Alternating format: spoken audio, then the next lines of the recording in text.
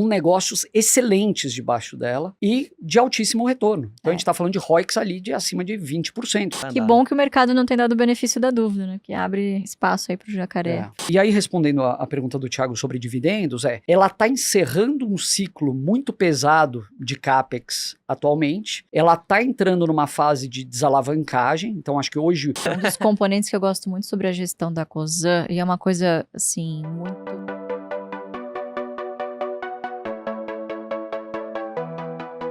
E uma tese aí de dividendos futuros?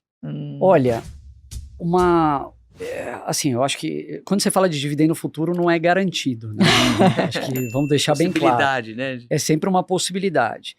E essa empresa é uma empresa que ela tem subsidiárias que já pagam dividendos muito robustos para a holding, mas que não são distribuídos, porque a empresa tem outras prioridades hoje. E eu estou falando da Cosan. Então, a Cosan, assim, eu acho que é quase que chover no molhado falar um pouco dessa empresa, porque é uma empresa que se reinventou completamente de 20 anos atrás, talvez, era uma usina de açúcar e álcool, e se tornou hoje um dos maiores grupos empresariais do Brasil, extremamente bem gerida, com uma cultura interessante, uma das melhores, se não a melhor alocadora de capital do Brasil em alguns segmentos. E assim, uma empresa que hoje está com um valor de mercado de perto de 35 bi mais ou menos, que vem passando por um ciclo de investimentos muito pesado, né? E até explicando o que é a Cosan. Debaixo dela, ela é uma holding, e debaixo dela ela tem a Raízen, que é onde tudo começou, né? Onde se originou, que é uma empresa que vem tentando talvez buscar eficiência cada vez mais nas operações, e com um plano de investimento muito interessante focado no etanol de segunda geração. Etanol de segunda geração nada mais é do que o etanol produzido a partir do bagaço da cana, mas que tem um valor de mercado muito superior e que você consegue fornecer para clientes muito mais específicos, Japão, etc. Outras coisas também, combustível de aviação. Então, a Raízen se tornou um centro de muita inovação dentro da Cosan, e totalmente ligado à economia verde, baixas emissões, etc. Segunda empresa, Compass, que teve a aquisição lá atrás da Comgás, distribuição de gás natural, fez outras aquisições, né, comprou a Gaspetro, da Petrobras, aquela do Sulgás, tem alguma coisa de infraestrutura e tal. Então, a Cosan, eu diria que ao longo do tempo, ela foi se tornando um grande benchmark em eficiência. E a partir do momento que a empresa compra outros players do setor, ela consegue, talvez não levar para o nível de eficiência da Comgás, mas se aproximar bastante. Então, diminuir esse gap, né? Que é diminuir esse gap que é enorme, enorme. Uma distribuidora no Nordeste de uma Comgás e tal. Tem outros investimentos interessantes debaixo da Compass, por exemplo, o terminal de regaseificação, que é um investimento muito robusto, mas que tem oportunidade de trazer frutos muito interessantes para ela. E é uma oportunidade de destravamento de valor dentro da Cosan, já que o IPO da Compass praticamente, quer dizer, foi anunciado, precificado lá atrás, né, acho que 2021, e não saiu. Então eu acredito que seja uma questão de tempo. O que me leva a crer que o ativo é muito bom, né? O cara não está desesperado para voltar. E já foram feitas rodadas de investimento ao longo do tempo, desde o IPO, com preço muito maiores do que estava precificado na época. Na faixa indicativa. Então, assim, acho que é uma questão de preço e de janela de mercado aí para a gente voltar a ouvir falar de IPO de Compass. E por que você acha que o mercado ainda não comprou essa ideia? Da Compass, você diz? Da Cosan, no caso. Da Cosan, eu vou chegar lá, mas assim, eu acho que tem alguns motivos. Então, eu falei de Raízen, Compass, até para não me estender muito. Rumo. A Rumo, eu acho que o que a Cosan conseguiu fazer com a Rumo é algo absolutamente sem precedentes.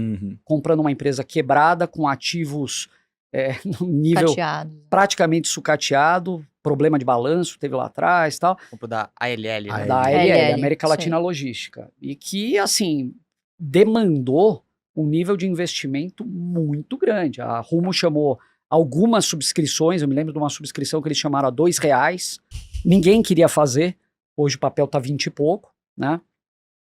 E a Rumo, ela se posicionou talvez como o player de ferrovias do Brasil, destravando um gargalo gigantesco, da mesma forma que você falou de estar exposto ao agro pelo Banco do Brasil, você pode estar Também. exposto ao agro via Rumo hoje, Via né? Raizen, Ou Raizen, etc. Então, assim, hoje acho que é um momento por busca de eficiência. A Rumo já tem um nível de segurança que é estado da arte comparado com players globais e vem buscando eficiência em composições, em consumo de combustível, locomotiva, etc. Depois disso, você tem a Moove, que é uma empresa de lubrificantes, é a empresa que tem a bandeira móvel, ela está atuando no Brasil, na Europa, nos Estados Unidos, fizeram uma aquisição muito grande nos Estados Unidos de uma distribuidora chamada PetroChoice, e a Moove é outra forte candidata talvez a um IPO, uma empresa que já tem um EBITDA hoje em torno de R$1 bi, mas que vem crescendo com nível de retorno tal, muito atrativo. Então, vamos dizer, esses são os 4 grandes negócios, e você tem 2 grupos adjacentes, que são a Radar, que é uma empresa de terras agrícolas, ainda tem oportunidade de monetização ali com venda de ativos, etc. E você tem a Cosan Investimentos, né, que aí são outros investimentos. Você tem um terminal no Maranhão, tal, que está sendo negociado com a Vale, e a própria Vale, o investimento que eles fizeram na Vale, é um investimento com uma posição à vista, né, em equity, uma posição colarizada e uma oportunidade de chegar até 6,5% da companhia. Então, acho que assim, respondendo a tua pergunta, logo de cara, é a complexidade, né? Então, o mercado, ele ou não entende ou escolhe não entender esse nível de complexidade da Cosan, porque de fato é uma empresa complexa, mas é uma empresa complexa com negócios excelentes debaixo dela, e de altíssimo retorno. Então a gente está falando de ROICs ali de acima de 20% em algumas empresas. Com um histórico de uma né? entrega de rentabilidade. E um histórico, exatamente. Então assim, não é pulverizar, não é que ela está diversificando por diversificar, Diversification. mas eu acho que é muito mais diversification. oportunístico, assim. Então são negócios que dentro desse todo, eles passam a fazer sentido. Então ela negocia hoje com desconto de holding, né? Quando você tem o somatório das partes. Uhum. Então, eu acho que deve girar em torno de 25%, 30%, posso estar enganado hoje em dia. Acho que até mais. Agora Mas- no 16 está até mais. Mas 45%. que tem a oportunidade de achatar, né? Total. Então, Total. eu acho que é um pouco isso a tese de Cosan. É. Entendi.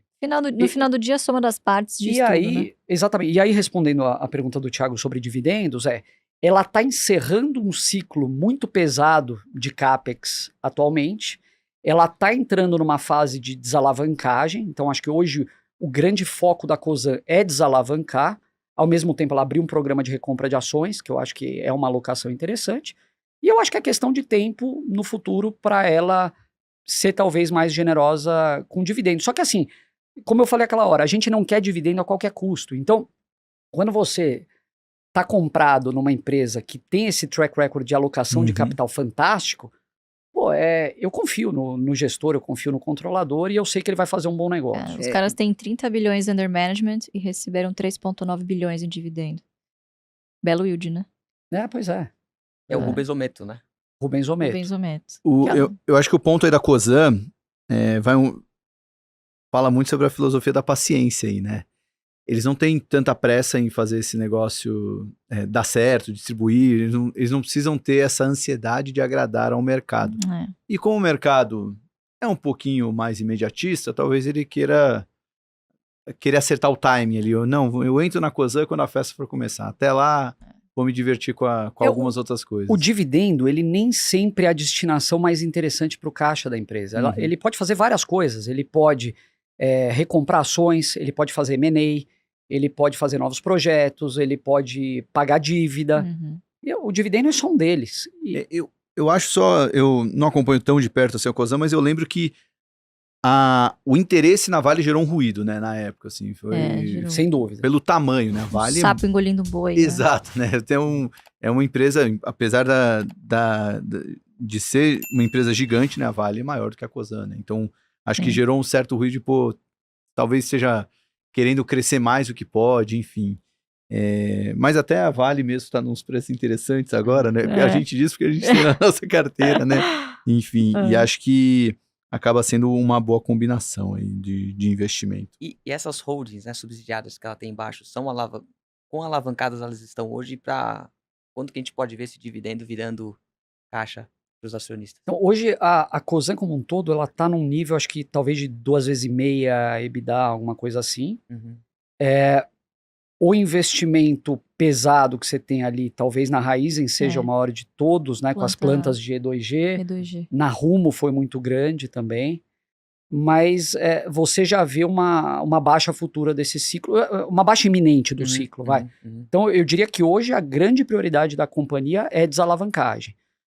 Tá, então, e assim, é uma holding, e sempre vem aquela questão, você tem holdings puras e holdings não puras, né? A Cosan é uma holding que você tem vários negócios, mas são negócios que, assim, eu consigo entender de alguma forma a razão de cada pecinha tá lá. Então, o play da Vale foi muito de descarbonização da siderurgia, né? Então, para você descarbonizar a siderurgia, que é um dos setores mais poluentes do mundo, você precisa do minério de qualidade. Uhum. E a Vale tem essa... É uma vantagem comparativa do Brasil você ter a possibilidade de oferecer esse minério.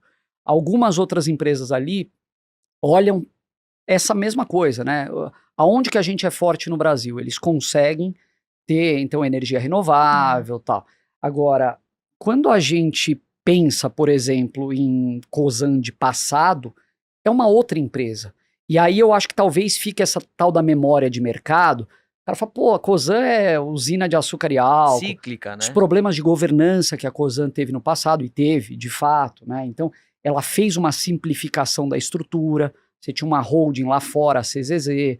Você tinha a holding que era dona da Rumo, a R-Log.